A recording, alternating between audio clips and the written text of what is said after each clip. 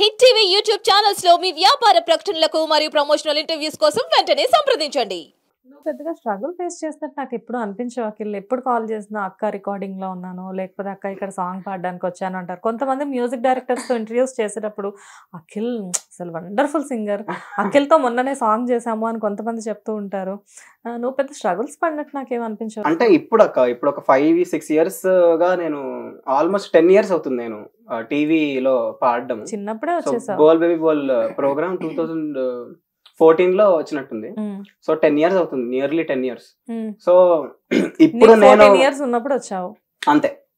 So ఇప్పుడు నేను మర్చిపోయా. ఇప్పుడు స్ట్రగుల్స్ అంటే కొంచెం తగ్గాయి అనుకోవచ్చు, ఎందుకంటే అప్పుడంతా కష్టపడ్డాను కాబట్టి కొంచెం హార్డ్ వర్క్ ఎక్కువ చేయడం కావచ్చు.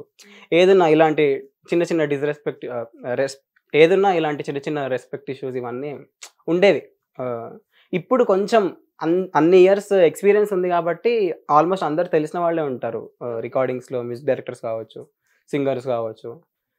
And Akshaya, you tell me, general గా మీకు ఎప్పుడైనా బిగినింగ్ డేస్ లో లైక్ అంటే అక్షయ మీరే పాడుతున్నారు ఈ సాంగ్ అని చెప్పి నెక్స్ట్ డే మార్నింగ్ సారీ మీరు కాదు అని చెప్పడం, ఇలాంటివి ఎప్పుడైనా జరిగాయా?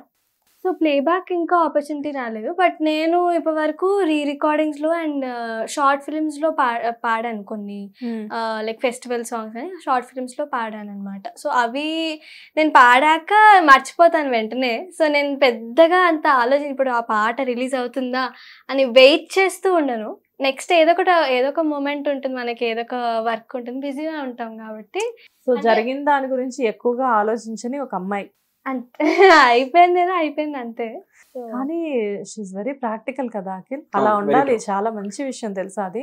జనరల్ గా చాలా మంది ఏంటంటే ఎమోషనల్ గా కనెక్ట్ అయ్యి ఒకటి ఏదైనా జరిగింది అంటే ఇది ఎప్పుడు రిలీజ్ అవుతుందో అని చెప్పి దాని పట్ల ఎక్కువ క్యూరియస్ గా ఉండి అనవసరంగా టైం వేస్ట్ చేసుకునే వాళ్ళు చాలా మంది ఉంటారు. అంటే నేను అలానే బిగినింగ్ లో అలానే ఉండేదాన్ని, కొంచెం ఎక్కువ సీరియస్ గా దీన్ని తీసుకునేదాన్ని. బట్ లేటర్ ఆన్ ఏమైందంటే I understood how industry works అనేది. సో అన్ని అబ్జర్వ్ చేస్తాను, అనలైజ్ చేస్తాను. ఎక్కువ నేను మాట్లాడాను కానీ ఎవరికైనా బయట వాళ్ళ దగ్గర, బట్ అబ్జర్వ్ చేస్తాను, అనలైజ్ చేస్తాను, ఇంటికి వెళ్ళి అన్ని ఆలోచిస్తాను. అలా డైలీ లెర్నింగ్ వల్ల ఇప్పుడు ఈ స్టేజ్ లో ఉన్నాను అనమాట. పెద్ద ఎక్కువ లెటింగ్ గో అనమాట. ఇప్పుడు ఒకటి అయిపోయింది అంటే నెక్స్ట్ దాని గురించి వాట్స్ నెక్స్ట్ అనేది ఆలోచించడం అలవాటు చేసుకుంటున్నాను. ఇంకా I'm not good at that. ఇంకా చాలా మంచి విషయం ఇది. జనరల్ గా చాలా మంది ఇలా గెస్ట్లు ఎవరైనా వచ్చినప్పుడు వాళ్ళు చెప్తూ ఉంటారు ఏంటంటే మాకు ఆలోచనలోనే టైం వేస్ట్ చాలా అవుతూ ఉంటుంది. ఒకటి ఏదైనా చేసాము అంటే ఇది ఏమైందో నెక్స్ట్ ఏం జరుగుతుందో అని చెప్పి దాని గురించి ఎక్కువ థింక్ చేస్తూ ఉండి మిగతా పనులన్నీ కూడా అలా పోస్ట్ పోన్ చేసుకుంటున్నావు, లేకపోతే ఆఫర్స్ పోవడమో ఏదో జరుగుతాయని చెప్పి. బట్ నువ్వు ఏదైతే మెంటాలిటీ ఉన్నావో అదే కంటిన్యూ చేయి. ఇండస్ట్రీలో చాలా అవసరం కూడా. And what about you madam, you tell me, like అంటే ఇండస్ట్రీలో ఇక్కడ తెలుగు ఇండస్ట్రీలో ఎలా ఉన్నాయి, ఛాన్సెస్ వస్తున్నాయా సింగింగ్ లో? I already sang before Super Singer. I already sang in few short films and few album songs, festival songs, like Akshaya told. Okay. But after Super Singer, I didn't get that much big opportunity, like in playback for solo singing and all. Maybe with time it will come. Not sure, but yeah, we'll keep working hard and we'll just hope for the best. Yes. And tell me one thing, what is the difference between Telugu industry and your industry? Work-wise, it's almost the same.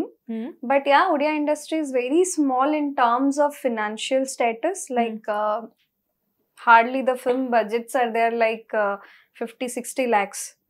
And big films will have the budget of 2-3 crores. That's it. Okay. But still, I feel Odia industry payment structure and all pretty stable. Like if you work, you will get the payment whether it's being delayed or not. Every industry had some payment issues, I accept that, but yeah, I feel still it is pretty stable. But yeah, because they have low budget and all, so obviously the technical things will be very much deviated from each other. Like you cannot compare one Telugu film and Odia film, because Telugu films budgets are very high, so they can use good technical persons, good like they can invest on everything. But there we don't have budget, so we have to manage everything in small budgets. So compare to Telugu industry, Oriya ఇండస్ట్రీలో payments ఒడియాలో కొంచెం తక్కువే ఉంటాయి. Because maybe another reason is because I am there one of the like top 5 singers, so maybe that's why I'm getting paid better. I don't know. Maybe that is also one Maybe of the the reasons. Maybe. Yeah. But yeah, in the beginning I also faced the same. Okay. Maybe the beginning stage singers may face issues. Yeah, I also faced, and the payments are pretty low if you compare with Bollywood and Telugu industry. Obviously, the film budget decides the payments, right? So Yes.